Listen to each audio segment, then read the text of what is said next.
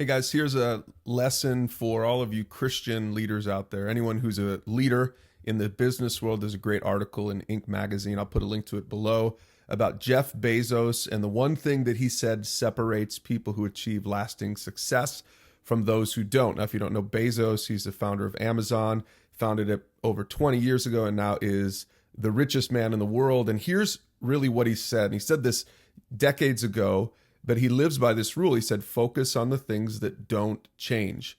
So leaders, think about this in your own world, in your own industry. What are the things that don't change? Maybe make a list of those things for yourself. Now, in his industry, that means customer service and great price and stuff like that. But you think about it for your own world, for your own industry, and maybe make a list of those things that don't ever change. But here's where it relates to scripture for today. Jesus, after all, was a better leader than Bezos. I love Bezos. He's one of my favorites. But Jesus obviously is the greatest leader of all time. And here's what he said. And this really goes along with what Bezos said. Jesus said, do to others whatever you would like them to do to you.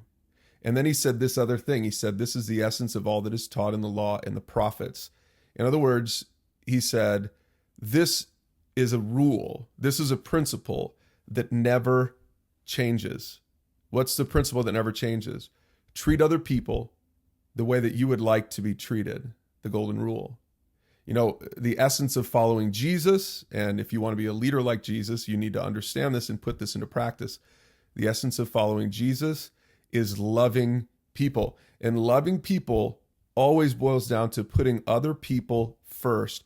You know, if you follow that rule, that principle, you'll be shocked at the impact that it has on your team, on your leadership, on your world.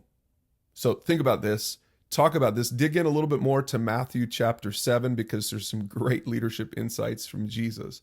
We'll see you in the next video.